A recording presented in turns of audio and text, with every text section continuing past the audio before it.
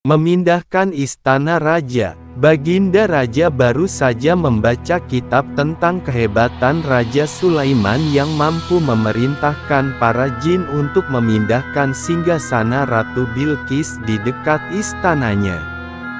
Baginda tiba-tiba merasa tertarik. Hatinya mulai tergelitik untuk melakukan hal yang sama. Mendadak beliau ingin istananya dipindahkan ke atas gunung agar bisa lebih leluasa menikmati pemandangan di sekitar. Dan bukankah hal itu tidak mustahil bisa dilakukan karena ada Abu Nawas yang amat cerdik di negerinya. Tanpa membuang waktu, Abu Nawas segera dipanggil untuk menghadap Baginda Raja Harun al-Rasyid. Setelah Abu Nawas dihadapkan, Raja pun berkata kepada Abu Nawas, "Abu Nawas, engkau harus memindahkan istanaku ke atas gunung agar aku lebih leluasa melihat negeriku," kata Baginda sambil melirik reaksi Abu Nawas. Abu Nawas tidak langsung menjawab, ia berpikir sejenak hingga keningnya berkerut. Tidak mungkin menolak perintah Baginda kecuali kalau memang ingin dihukum. Akhirnya Abu Nawas terpaksa menyanggupi proyek raksasa itu. Ada satu lagi permintaan dari Baginda, yakni pekerjaan itu harus diselesaikan hanya dalam waktu sebulan. Abu Nawas pun pulang dengan hati yang bingung. Setiap malam ia hanya berteman dengan rembulan dan bintang-bintang. Hari-hari dilewatinya dengan kegundahan. Tak ada hari yang lebih berat dalam hidup Abu Nawas kecuali hari-hari itu. Hamba akan memindahkan istana paduka yang mulia tepat pada hari raya Idul Kurban yang kebetulan hanya harinya. Abu Nawas menuju istana, telah menghadap Baginda untuk membahas pemindahan istana. Kata Baginda. Dengan senang hati Baginda Raja pun menawarkan apa yang ingin dikatakan Abu Nawas. Baginda, "Hamba mohon Baginda menyembelih hamba datang ke sini hanya untuk mengajukan usul langsung mempadam para fakir miskin," kata Abu Nawas. "Usulmu ku terima," jawab Baginda. Tanya Baginda. Abu Nawas pun pulang dengan perasaan yang mulia tepat pada hari raya yang perlu dikhawatirkan. Hanya kau nanti bila waktunya sudah tiba, ia pasti akan dengan mudah memindahkan istana Baginda Raja. Jangankan hanya memindahkan ke puncak gunung, ke dasar samudera pun Abu Nawas sanggup. Desas-desus mulai tersebar ke seluruh pelosok negeri. Hampir semua orang harap-harap cemas. Tetapi sebagian besar rakyat merasa yakin atas kemampuan Abu Nawas. Karena selama ini Abu Nawas belum pernah gagal melaksanakan tugas-tugas aneh yang dibebankan di atas pundaknya. Namun ada juga beberapa orang yang meragukan keberhasilan Abu Nawas kali ini. Saat-saat yang dinanti-nantikan pun tiba. Rakyat berbondong-bondong menuju lapangan untuk melakukan salat hari raya Idul Adha. Dan seusai salat, 10 sapi sumbangan Baginda Raja disembelih lalu dimasak dan kemudian segera dibagikan kepada fakir miskin. Kini giliran Abu Nawas yang harus melaksanakan tugas berat itu. Abu Nawas berjalan menuju istana diikuti oleh rakyat. Sesampainya di depan istana, Abu Nawas bertanya kepada Baginda Raja, "Ampun tuanku yang mulia, apakah istana sudah tidak ada orangnya lagi?" tanya Abu Nawas. "Tidak ada," jawab Baginda Raja singkat. Kemudian Abu Nawas berjalan beberapa langkah mendekati istana, lalu berdiri sambil memandangi istana. Abu Nawas berdiri mematung seolah-olah ada yang ditunggu. Baginda Raja pun akhirnya tidak sabar. "Abu Nawas, mengapa engkau belum juga mengangkat istanaku?" tanya Baginda Raja. "Hamba sudah siap sejak tadi Baginda," kata Abu Nawas. Apa maksudmu engkau sudah siap sejak tadi? Kalau engkau sudah siap, lalu apa yang engkau tunggu? Tanya Baginda masih diliputi perasaan heran. Hamba menunggu istana paduka yang mulia diangkat oleh seluruh rakyat yang hadir untuk diletakkan di atas pundak hamba.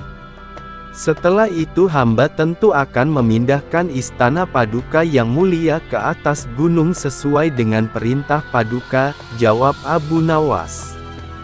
Baginda Raja Harun al-Rasyid terpana. Beliau tidak menyangka Abu Nawas masih bisa terhindar dari hukumannya. Istana raja hancur karena lalat. Pada suatu hari Abu Nawas terlihat murung, hanya tertunduk lesu mendengarkan penuturan istrinya yang mengatakan kalau beberapa pekerja kerajaan atas titah Raja Harun membongkar rumahnya. Raja berdalih bahwa itu dilakukan karena bermimpi kalau di bawah rumahnya terpendam emas dan permata yang tak ternilai harganya. Namun setelah mereka terus-menerus menggali, ternyata emas dan permata tidak juga ditemukan. Parahnya, sang raja juga tidak mau meminta maaf atau mengganti rugi sedikit pun kepada Abu Nawas. Karena itulah Abu Nawas sakit hati dan memendam rasa dendam kepada perusak rumahnya. Lama Abu Nawas memeras otak, namun belum juga ia menemukan muslihat untuk membalas perbuatan Baginda. Makanan yang dihidangkan istrinya pun tidak dimakan karena nafsu makannya telah sirna. Keesokan harinya Abu Nawas melihat banyak lalat-lalat mulai menyerbu makanannya, yang sudah mulai basi. Begitu melihat lalat-lalat itu berterbangan, Abu Nawas tiba-tiba saja tertawa riang seolah mendapatkan ide. "Tolong ambilkan kain penutup untuk makananku dan sebatang besi," kata Abu Nawas kepada istrinya. Dengan wajah berseri-seri Abu Nawas berangkat menuju istana. Setiba di istana, Abu Nawas membungkuk memberi hormat kepada Raja Harun. Raja Harun terkejut atas kedatangan Abu Nawas di hadapan para menterinya. Raja Harun pun mempersilahkan Abu Nawas untuk menghadap.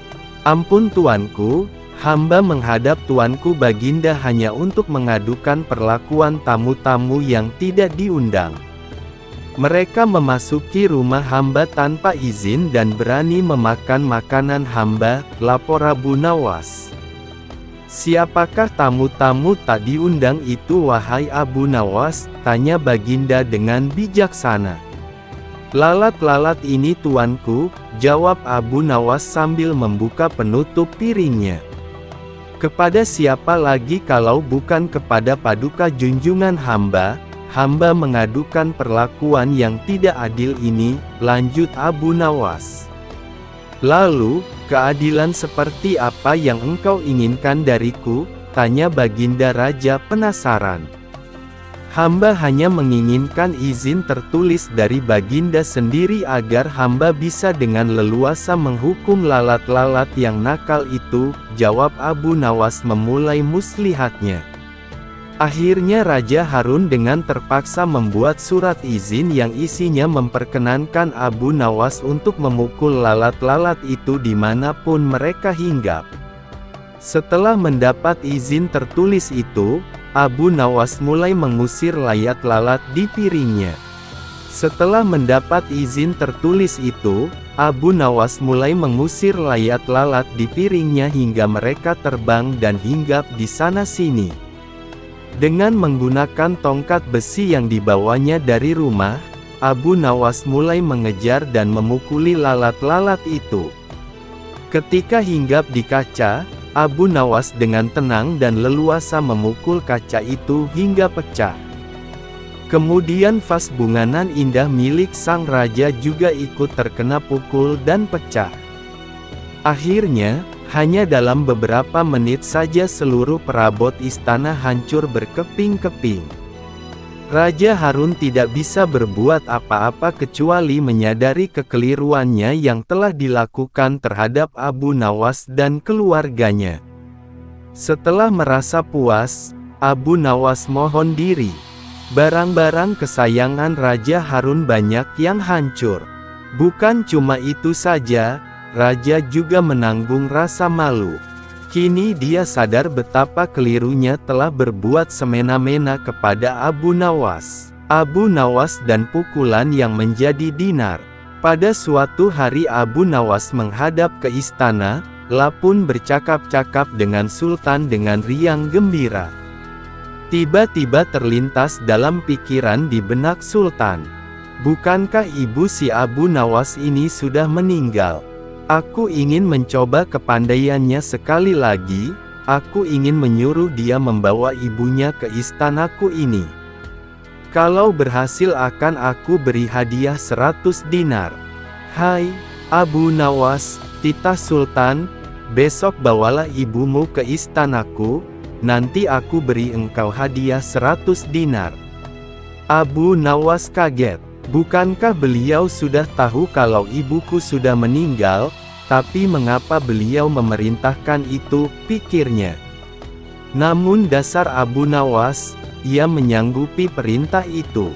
Baiklah, tuanku, esok pagi hamba akan bawa ibu hamba menghadap kemari, jawabnya mantap. Setelah itu ia pun mohon diri. Sesampai di rumah, setelah makan dan minum, ia pergi lagi. Dijelajahinya sudut-sudut negeri itu, menyusuri jalan, lorong dan kampung, untuk mencari seorang perempuan tua yang akan dijadikan sebagai ibu angkat. Rupanya, tidak mudah menemukan sesosok perempuan tua. Setelah memeras tenaga mengayun langkah ke sana kemari hingga jontor, barulah ia menemukan yang dicari. Perempuan itu adalah seorang pedagang kue apem di pinggir jalan yang sedang memasak kue-kue dagangannya. Dihampirinya perempuan tua itu. Hai, ibu, bersediakah engkau kujadikan ibu angkat, kata Abu Nawas. Kenapa engkau berkata demikian? Tanya si ibu tua itu. Apa alasannya? Maka diceritakanlah perihal dirinya yang mendapat perintah dari Sultan agar membawa ibunya ke istana. Padahal ibunya sudah meninggal, juga dijanjikan akan membagi 2 hadiah dari Sultan yang akan diterimanya. Uang itu dapat ibu simpan untuk bekal meninggal bila sewaktu-waktu dipanggil Tuhan, kata Abu Nawas.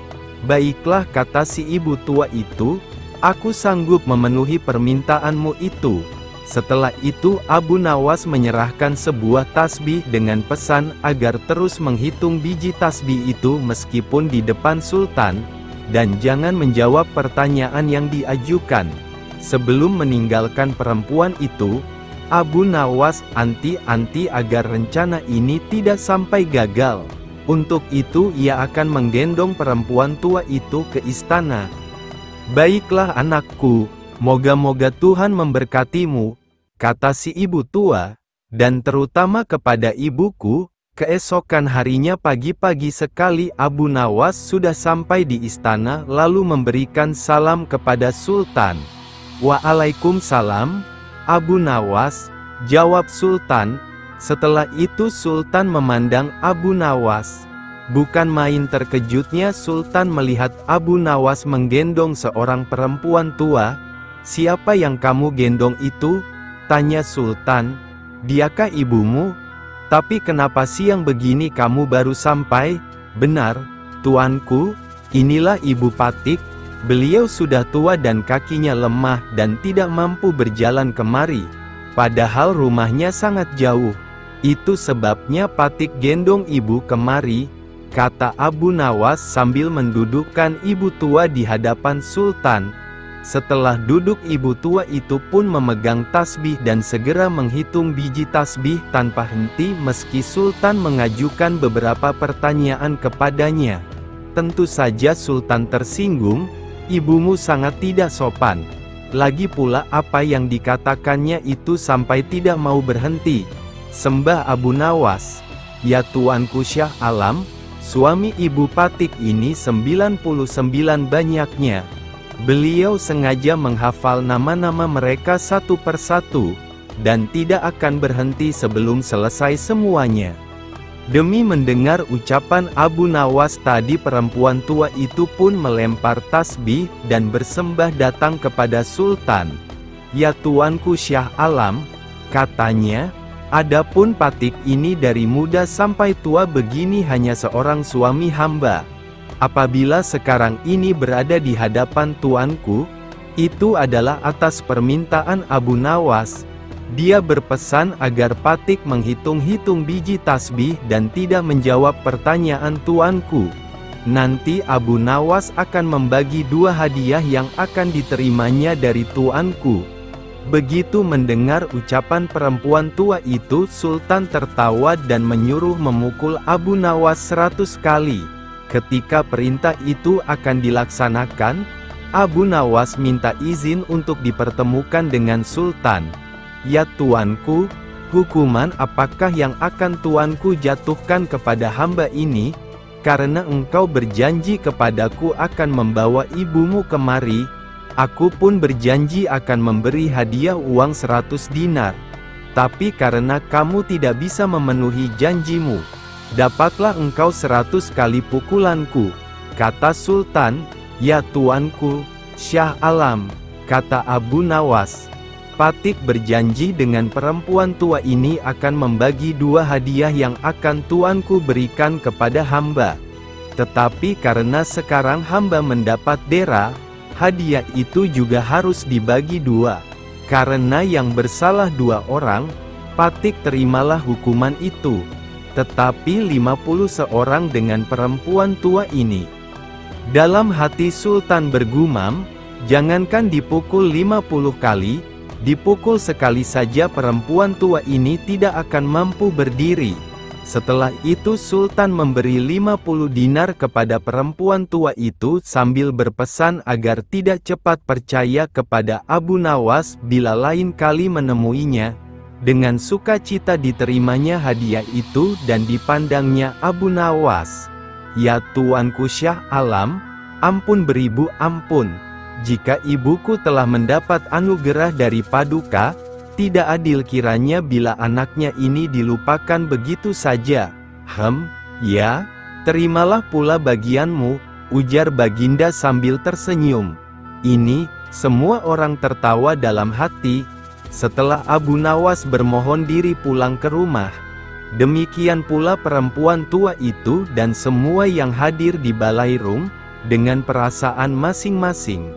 Abu Nawas dan mimpi indah seorang pendeta dan seorang rahib berencana memperdayai Abu Nawas.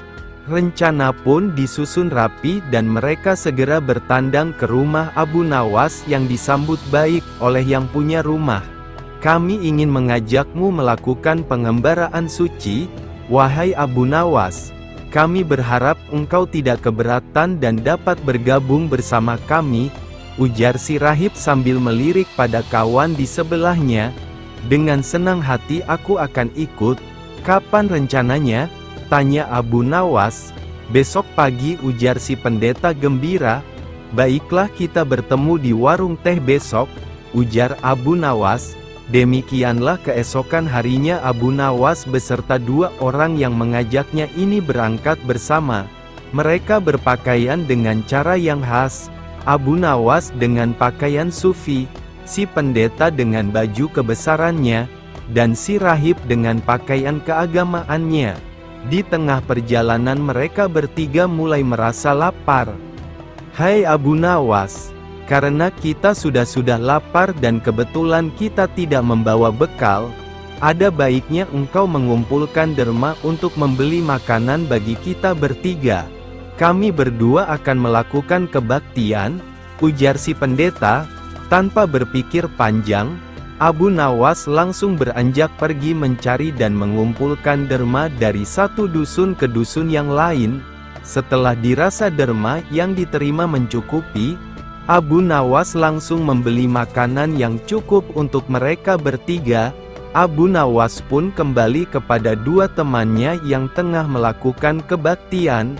"Mari kita bagi makanan ini sekarang juga," ujar Abu Nawas yang memang sudah sangat lapar. Jangan dibuka sekarang," Karena kami sedang berpuasa, ujar sang rahib, tapi aku hanya akan mengambil bagianku saja, sedang bagian kalian terserah kalian, ujar Abu Nawas. Aku tidak setuju, kita harus seiring seirama dalam berbuat apapun, ujar si pendeta. Betul, aku juga tidak setuju, karena waktu makanku besok pagi, ujar si rahib yang ahli yoga menimpali. Tentu saja Abu Nawas sangat gusar mendengar pernyataan kedua orang itu. Perutnya yang keroncongan memaksanya kembali memprotes. Bukankah aku yang kalian suruh mencari derma dan sudah kukumpulkan derma itu dan sekarang telah kubelikan makanan? Mengapa kalian tidak mengizinkan aku mengambil bagianku sendiri? Sungguh tidak masuk akal, ujar Abu Nawas memprotes. Namun dua orang itu tetap teguh pada pendiriannya sekalipun Abu Nawas dengan segala macam cara menjelaskan tetap saja si rahib dan pendeta bergeming. Hal ini membuat Abu Nawas dongkol bukan main. Tapi karena dirasa tidak ada gunanya menentang dua orang yang sudah bersekongkol itu, Abu Nawas pun memilih diam. Bagaimana kalau kita buat perjanjian? Ujar sang pendeta tiba-tiba. Perjanjian apa? Tanya Abu Nawas. Kita adakan lomba, siapa yang nanti malam bermimpi paling indah, maka dia berhak atas bagian makanan yang lebih banyak, sedang yang kedua mendapat bagian lebih sedikit, sedang yang mimpinya tidak indah mendapat bagian makanan yang paling sedikit, ujar pendeta dengan cerdiknya. Karena sudah dongkol dan kesal, Abu Nawas menyetujui saja perjanjian itu. Begitu pagi sudah tiba mereka bertiga. Sudah bangun, dengan sangat antusias si rahib lalu menceritakan mimpinya. Luar biasa, semalam aku bermimpi indah sekali. Aku memasuki sebuah taman yang mirip sekali dengan nirwana. Aku merasakan suatu kenikmatan dan keindahan yang belum pernah kurasakan seumur hidupku, ujar rahib dengan gembiranya. Mimpimu sangat menakjubkan saudara rahib. Sangat menakjubkan, ujar si pendeta dengan agak berlebihan. Mimpiku pun tak kalah indahnya, ujar pendeta. Aku seolah-olah menembus ruang dan waktu. Aku menyusup ke masa silam di mana pendiri agamamu hidup, dan sungguh sangat membahagiakan aku bertemu dengannya, dan kemudian aku diberkati olehnya, ujar sang pendeta dengan gembiranya. Seperti tadi, kini giliran rahib memuji-muji mimpi si pendeta. Sementara Abu Nawas diam saja melihat kelakuan dua orang yang memang bersekongkol memperdayai dirinya itu. Hai Abu Nawas, kenapa kau diam saja? Apa mimpimu semalam? Apakah seindah mimpi kami? Ujar si rahib dan pendeta hampir bersamaan. Abu Nawas yang sudah tahu dirinya tengah dikerjai, hanya berujar pelan. Kawan-kawanku sepengembaraan, kalian tentu mengenal Nabi Daud, Beliau adalah nabi yang ahli berpuasa. Tadi malam aku bermimpi bertemu dan berbincang-bincang dengannya. Beliau menanyakan apakah aku berpuasa atau tidak. Karena aku belum makan dari pagi, maka aku bilang saja bahwa aku berpuasa. Tidak tahunya beliau menyuruhku berbuka karena hari sudah malam. Tentu saja aku tidak berani membantah perintah seorang nabi. Makanya aku bangun dan langsung menghabiskan semua makanan, ujar Abu Nawas dengan santainya.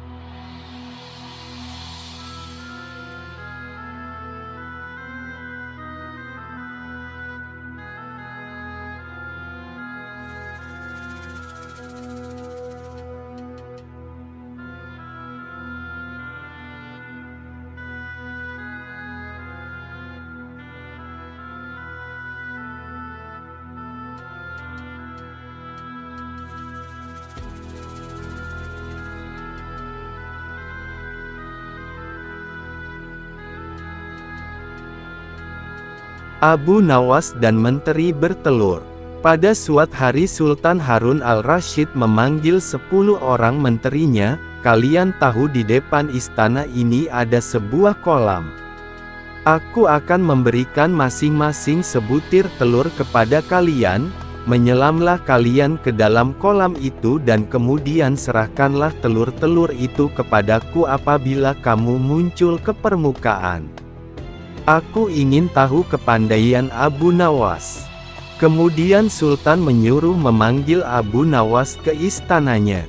Kepada Abu Nawas dan ke-10 orang menterinya itu Sultan bertitah, "Kamu sekalian aku perintahkan turun ke dalam kolam itu, menyelam, dan apabila muncul ke permukaan serahkanlah kepadaku sebutir telur ayam.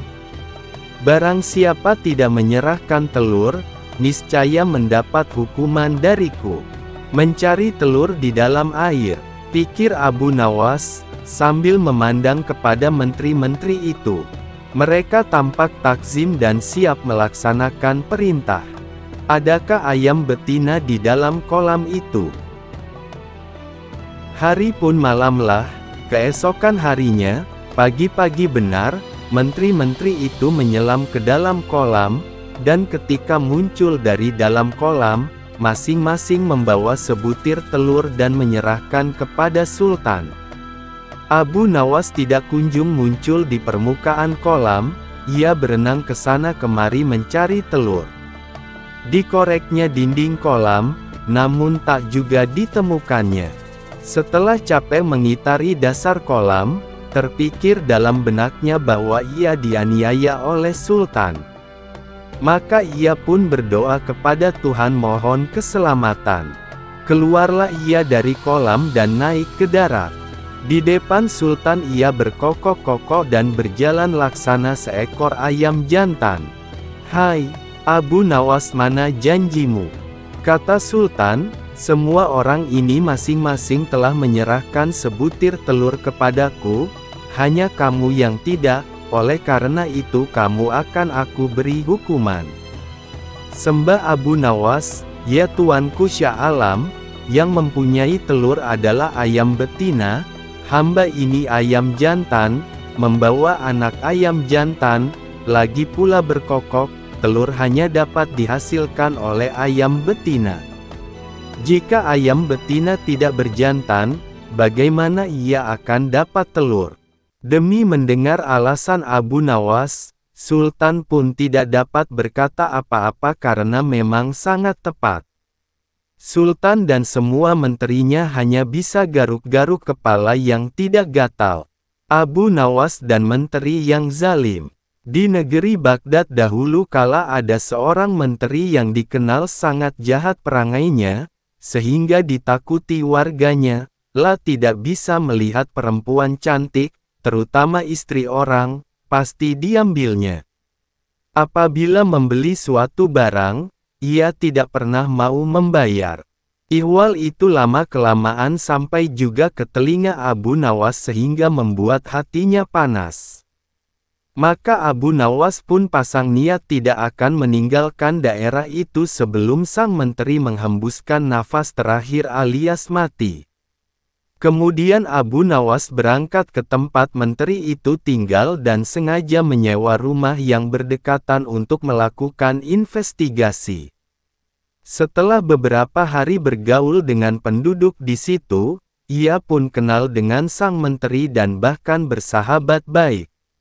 Begitu baiknya pendekatan yang dilakukan sampai-sampai menteri itu tidak bisa mencium rencana busuk Abu Nawas. Abu Nawas boleh masuk dan keluar rumah itu dengan bebas, sehingga ia tidak menaruh curiga sama sekali kepadanya. Di dalam rumah itu Abu Nawas melihat sebuah tiang gantungan yang digunakan untuk menggantung orang-orang yang bersalah kepada menteri itu. Cara menggantungnya pun dengan cara yang sadis, yaitu kaki di atas dan kepala di bawah. Dalam posisi demikian, orang itu dipukuli sampai mati. Dengan demikian memang betul berita-berita yang aku dengar tentang menteri ini, pikir Abu Nawas. Nantikanlah, aku pasti akan membalas.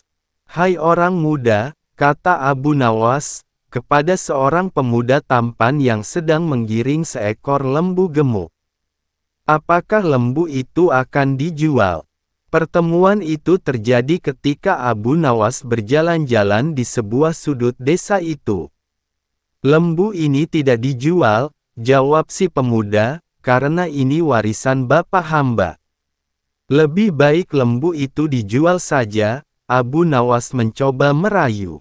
Kalau laku dengan harga tinggi, kamu bisa berdagang sehingga uang itu menjadi banyak.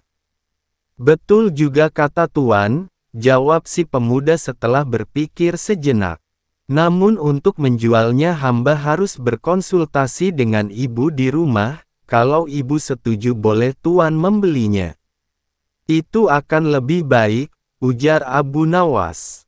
Sementara anak muda itu pulang, Abu Nawas memeras otak, ia akan berusaha memanfaatkan ketampanan wajah anak muda itu untuk melaksanakan rencananya. Hai menteriku, tunggulah bagianmu kelak, kata Abu Nawas dalam hati dengan perasaan geram. Ibu setuju menjual lembu ini, kata pemuda itu kepada Abu Nawas, setelah keduanya bertemu lagi.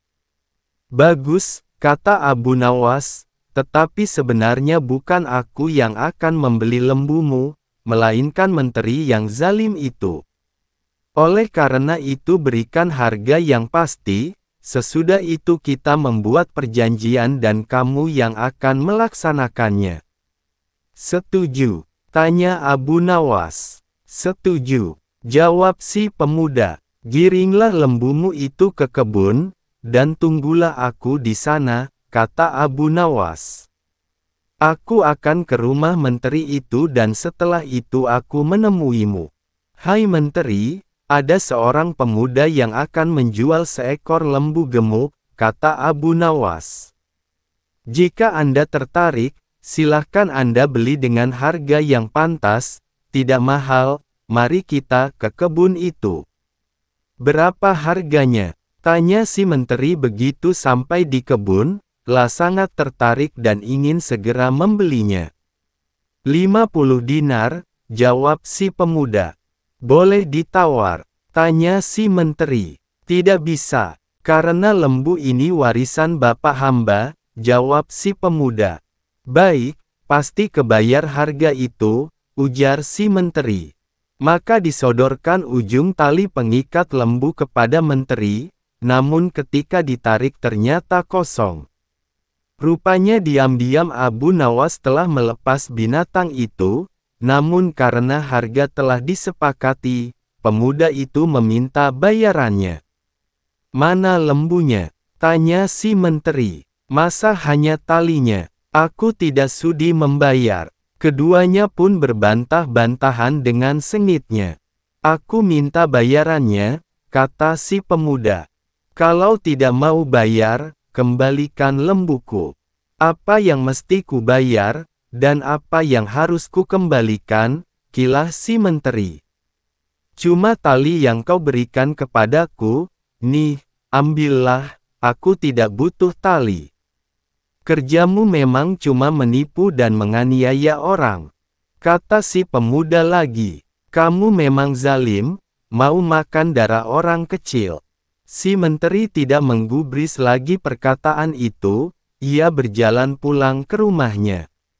Sementara si anak muda hatinya sangat sedih, lembu hilang, uang melayang. Barangkali memang itulah nasibku, apa boleh buat, keluhnya. Abu Nawas dan menteri yang zalim, bagian kedua sampai habis. Sudahkah kamu menerima pembayaran harga lembumu? Tanya Abu Nawas kepada anak muda pada malam harinya. Hamba diperdaya menteri itu, jawab si pemuda dengan wajah nelangsa. Lembu hilang, uang melayang. Coba ceritakan, kata Abu Nawas. Aku kira jual beli berjalan lancar sehingga aku cepat-cepat pergi karena ada urusan lain. Maka diceritakanlah kejadian itu dengan nada mendongkol. Sialan menteri itu, ujar si pemuda. Oh begitu, kata Abu Nawas. Jangan sedih, insya Allah aku akan membantu. Kemudian Abu Nawas minta si pemuda bersedia melaksanakan rencana yang telah disusunnya untuk membunuh si menteri zalim itu. Keesokan harinya jam 7 malam seorang perempuan cantik berhenti di depan rumah si menteri zalim, ia tampak membuang sesuatu yang dicabut dari kakinya. Baiklah hamba ke sana, jawab istri si menteri. Hai Adinda, kata si menteri kepada perempuan muda itu setelah rumah kosong. Silahkan masuk ke rumah hamba, karena istri dan semua pelayan telah pergi. Baiklah, katanya sambil mengikuti langkah si menteri. Di dalam rumah dilihatnya tali gantungan seperti yang diceritakan Abu Nawas. Menteri itu mendorong si perempuan muda ke kamar dan mengajak tidur, namun ia mencoba menolak sambil merajuk. Sebelum kita tidur, cobalah Kakanda bergantung sebentar pada tali itu, rayunya. Seumur hidup hamba belum pernah melihat orang bergantung di tali. Karena terdorong oleh nafsu syahwat yang menggelora, permintaan itu dituruti si menteri. Tolong Baginda pegang tali gantungan ini kuat-kuat, jangan dilepaskan, katanya. Menteri itu kemudian memasukkan badannya ke dalam tali gantungan, setelah itu si perempuan gadungan melepaskan tali yang dipegangnya sehingga badan si menteri menggantung dengan posisi kaki di atas dan kepala di bawah. Si perempuan pun mengeluarkan sebuah pentungan lalu memukul badan dan kepala si menteri zalim itu sambil berujar. Hai menteri zalim, aku bukan perempuan, akulah pemilik lembu yang kau tipu, sekarang terimalah pembalasanku. Aku minta harga lembuku, ayo bayar, bayar, bak-bik-buk. Darah segar mengalir dari mulut, hidung dan telinga menteri itu, sehingga ia tidak sadarkan diri. Mampuslah kau, teriak si pemuda. Mengira bahwa si menteri sudah mati, masuklah perempuan palsu itu ke dalam rumah, dan menjarah barang-barang yang ada, sesudah itu barulah ia pulang dengan menggondol harta kekayaan si menteri zalim. Di tempat lain si istri menteri mendapat firasat buruk, hatinya berdebar-debar keras. Ada apa gerangan di rumahku? Pikirnya dalam hati, maka dengan bergegas pulanglah ia ke rumah. Setiba di rumah ia menjerit-jerit histeris lantaran dilihatnya suaminya tergantung pingsan dengan kepala berdarah dan harta bendanya ludes. Ketika tali gantungan dilepas, ternyata suaminya masih bernafas, meski terengah-engah. Kemudian dipercikkan air mawar ke sekujur tubuhnya dan kepala menteri hingga siuman dan membuka matanya. Ya Kakanda, ucap si istri sambil menangis meratapi nasib suaminya. Kenapa Kanda bisa begini? Si menteri tidak bisa segera menjawab pertanyaan itu, tapi lambat laun setelah kesadarannya mulai pulih ia pun bisa menceritakan semua yang dialaminya. Setelah itu ia jatuh sakit. Abu Nawas khawatir demi mendengar kabar itu, buru-buru ditemui si anak muda itu di rumahnya. Mengapa tidak kamu matikan dia? Tanya Abu Nawas. Bukankah aku sudah pesan, jangan kamu tinggal sebelum dia mati. Sekarang sebaiknya kamu tambah penyakit menteri itu supaya mati. Bagaimana caranya? Tanya si pemuda, ia tidak kalah khawatir dengan Abu Nawas. Berpura-puralah menjadi dukun, karena saat ini menteri itu sedang mencari dukun, kata Abu Nawas. Selanjutnya usahakan dengan caramu sendiri agar rumah itu kosong, dan setelah kosong pukulilah menteri itu sampai mati, sebelum mati, jangan kamu tinggalkan dia.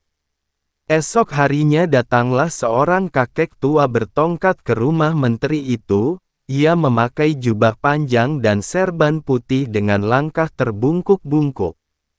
"Tuan," tanya seorang pelayan menteri itu, "siapakah tuan ini?"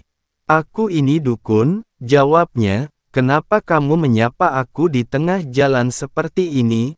Tidak sopan berbuat seperti itu kepada orang tua." "Maaf," kata si pelayan, "hamba pelayan menteri, beliau saat ini sedang sakit dan perlu dukun. Jika tuan suka, silahkan masuk ke rumahnya." "Ya tuan dukun, obatilah hamba ini," kata si menteri itu setelah dukun palsu itu duduk di samping pembaringannya.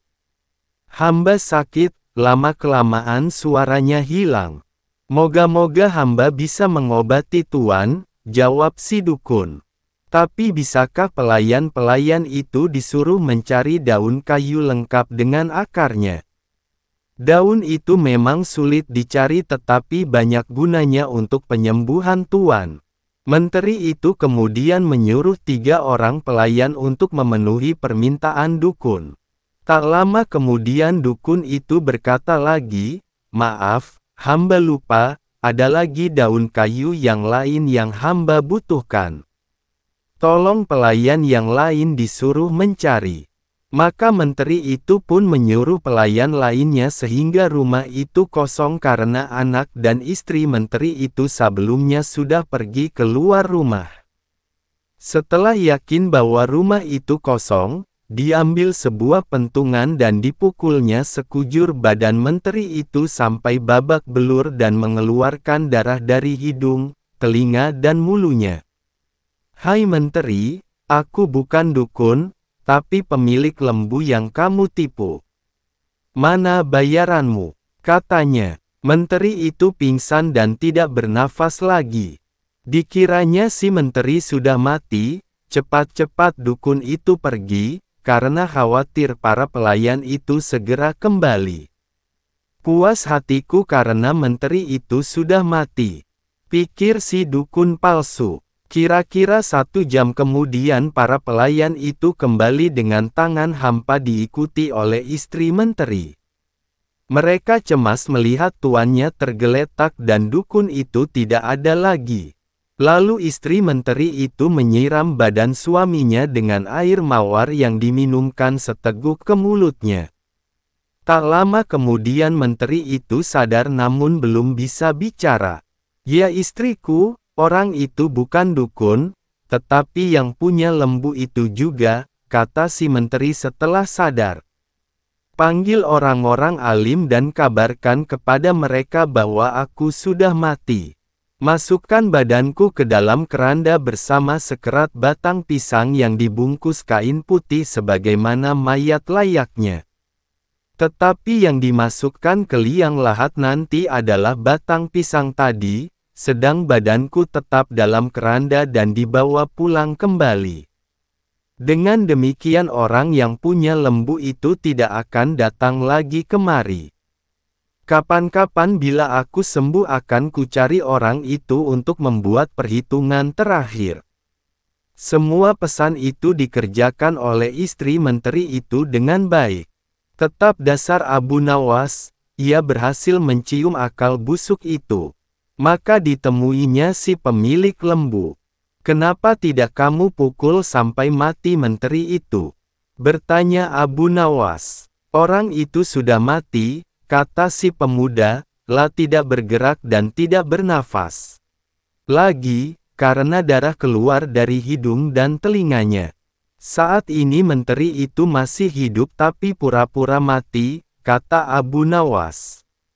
Lalu diceritakannya rencana menteri tadi dan rencananya sendiri agar menteri itu benar-benar mati, sebab jika ia masih hidup juga aku tidak dapat menjamin nasibmu kelak. "Hai saudara, maukah Anda aku bayar untuk menaiki kuda yang cepat larinya?" kata Abu Nawas kepada seorang joki yang berbadan tinggi tegap. "Dekatilah kuburan menteri itu. Jika jenazah sudah sampai ke liang kubur, berteriaklah keras-keras, 'Akulah pemilik lembu,' kemudian paculah kudamu sekencang-kencangnya." "Setuju," Nah, ini uangnya, pergilah. Esok harinya iring-iringan jenazah menteri itu berangkat dari rumah lengkap dengan orang besar, orang alim, sanak keluarga, dan sahabat almarhum. Begitu sampai dekat liang lahat, terdengar teriakan, "Akulah pemilik lembu." Suasana di kuburan menjadi kacau, karena para pelayat kemudian berlarian ingin mengejar orang yang berteriak tadi. Namun apa daya, orang yang dikejar sudah kabur dengan kudanya, sementara keranda ditinggal tidak terurus. Pada saat itulah si pemuda pemilik lembu yang sebenarnya muncul. Rupanya ia ikut dalam barisan pelayat. "Hai menteri, akulah pemilik lembu yang kamu tipu, sekarang saatnya kamu harus membayar lunas utangmu. Tidak akan kubiarkan nyawamu tetap bersarang di badanmu." Lalu dipukulnya menteri itu sekuat tenaga hingga benar-benar mati. Setelah itu ia pulang ke rumah. Akan halnya joki tadi, akhirnya ia terkejar dan tertangkap kemudian dibawa ke kuburan menteri. Upacara pemakaman yang tadinya hanya pura-pura menjadi upacara sungguhan karena menteri yang diusung di dalam keranda itu benar-benar mati, badannya hancur dan tidak bernafas lagi tanpa diketahui siapa pelakunya. Hal itu mengagetkan seluruh pelayat. Setelah itu orang-orang pulang ke rumah masing-masing dengan hati masyghul dan heran. Sedangkan si joki dibawa oleh anak-anak menteri ke rumahnya.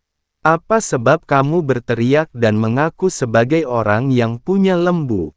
tanya mereka. "Aku tidak tahu sebabnya, aku hanya diupah untuk berteriak seperti itu," jawab si joki. "Siapa yang mengupah kamu?" tanya anak-anak menteri. "Abu Nawas," jawab si joki.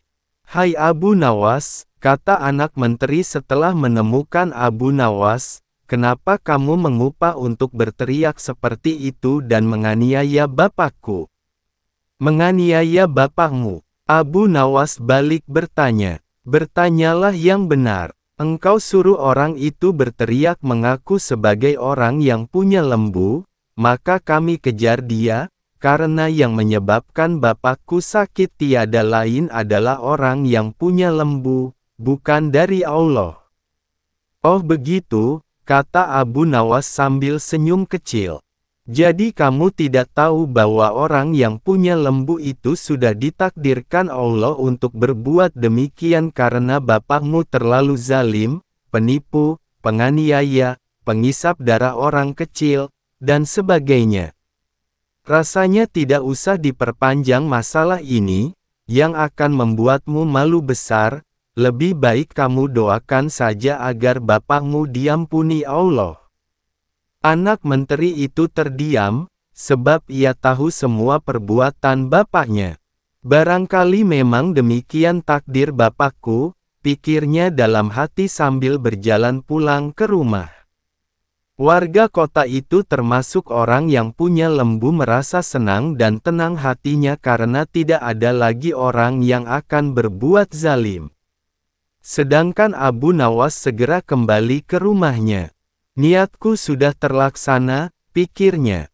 "Siapa tahu barangkali Khalifah Harun al-Rashid sedang menanti kedatanganku ke istana beliau, lagi pula aku juga sudah sangat rindu kepada baginda." Abu Nawas dan pukulan yang menjadi dinar. Pada suatu hari Abu Nawas menghadap ke istana, pun bercakap-cakap dengan Sultan dengan riang gembira. Tiba-tiba terlintas dalam pikiran di benak Sultan. Bukankah ibu si Abu Nawas ini sudah meninggal? Aku ingin mencoba kepandaiannya sekali lagi, aku ingin menyuruh dia membawa ibunya ke istanaku ini. Kalau berhasil akan aku beri hadiah 100 dinar. Hai, Abu Nawas, titah Sultan, besok bawalah ibumu ke istanaku, nanti aku beri engkau hadiah 100 dinar. Abu Nawas kaget. Bukankah beliau sudah tahu kalau ibuku sudah meninggal? Tapi mengapa beliau memerintahkan itu, pikirnya. Namun dasar Abu Nawas, ia menyanggupi perintah itu. Baiklah, tuanku, esok pagi hamba akan bawa ibu hamba menghadap kemari, jawabnya mantap. Setelah itu ia pun mohon diri. Sesampai di rumah, setelah makan dan minum, ia pergi lagi. Dijelajahinya sudut-sudut negeri itu, menyusuri jalan, lorong dan kampung, untuk mencari seorang perempuan tua yang akan dijadikan sebagai ibu angkat. Rupanya, tidak mudah menemukan sesosok perempuan tua. Setelah memeras tenaga mengayun langkah ke sana kemari hingga jontor, barulah ia menemukan yang dicari. Perempuan itu adalah seorang pedagang kue apem di pinggir jalan yang sedang memasak kue-kue dagangannya. Dihampirinya perempuan tua itu, "Hai, ibu, bersediakah engkau kujadikan ibu angkat?" kata Abu Nawas. "Kenapa engkau berkata demikian?" tanya si ibu tua itu. "Apa alasannya?" Maka diceritakanlah perihal dirinya yang mendapat perintah dari Sultan agar membawa ibunya ke istana. Padahal ibunya sudah meninggal, juga dijanjikan akan membagi 2 hadiah dari Sultan yang akan diterimanya. Uang itu dapat ibu simpan untuk bekal meninggal bila sewaktu-waktu dipanggil Tuhan, kata Abu Nawas. "Baiklah," kata si ibu tua itu, "aku sanggup memenuhi permintaanmu itu." Setelah itu Abu Nawas menyerahkan sebuah tasbih dengan pesan agar terus menghitung biji tasbih itu meskipun di depan Sultan, dan jangan menjawab pertanyaan yang diajukan. Sebelum meninggalkan perempuan itu, Abu Nawas anti-anti agar rencana ini tidak sampai gagal. Untuk itu ia akan menggendong perempuan tua itu ke istana. "Baiklah anakku, moga-moga Tuhan memberkatimu," kata si ibu tua, "dan terutama kepada ibuku." Keesokan harinya pagi-pagi sekali Abu Nawas sudah sampai di istana lalu memberikan salam kepada Sultan. "Waalaikumsalam, Abu Nawas," jawab Sultan. Setelah itu Sultan memandang Abu Nawas. Bukan main terkejutnya Sultan melihat Abu Nawas menggendong seorang perempuan tua. "Siapa yang kamu gendong itu?" tanya Sultan. "Diakah ibumu? Tapi kenapa siang begini kamu baru sampai?" "Benar, tuanku, inilah Ibu Patik. Beliau sudah tua dan kakinya lemah dan tidak mampu berjalan kemari. Padahal rumahnya sangat jauh. Itu sebabnya Patik gendong ibu kemari," kata Abu Nawas sambil mendudukkan ibu tua di hadapan Sultan. Setelah duduk ibu tua itu pun memegang tasbih dan segera menghitung biji tasbih tanpa henti meski Sultan mengajukan beberapa pertanyaan kepadanya. Tentu saja Sultan tersinggung, "Ibumu sangat tidak sopan. Lagi pula apa yang dikatakannya itu sampai tidak mau berhenti." Sembah Abu Nawas, "Ya tuanku Syah Alam, suami Ibu Patik ini 99 banyaknya. Beliau sengaja menghafal nama-nama mereka satu persatu, dan tidak akan berhenti sebelum selesai semuanya." Dalam hati Sultan bergumam, jangankan dipukul 50 kali, dipukul sekali saja perempuan tua ini tidak akan mampu berdiri. Setelah itu Sultan memberi 50 dinar kepada perempuan tua itu sambil berpesan agar tidak cepat percaya kepada Abu Nawas bila lain kali menemuinya. Dengan sukacita diterimanya hadiah itu dan dipandangnya Abu Nawas. "Ya tuanku Syah Alam, ampun beribu ampun. Jika ibuku telah mendapat anugerah dari Paduka, tidak adil kiranya bila anaknya ini dilupakan begitu saja." Ya, terimalah pula bagianmu," ujar Baginda sambil tersenyum. Ini, semua orang tertawa dalam hati. Setelah Abu Nawas bermohon diri pulang ke rumah, demikian pula perempuan tua itu dan semua yang hadir di Balairung, dengan perasaan masing-masing.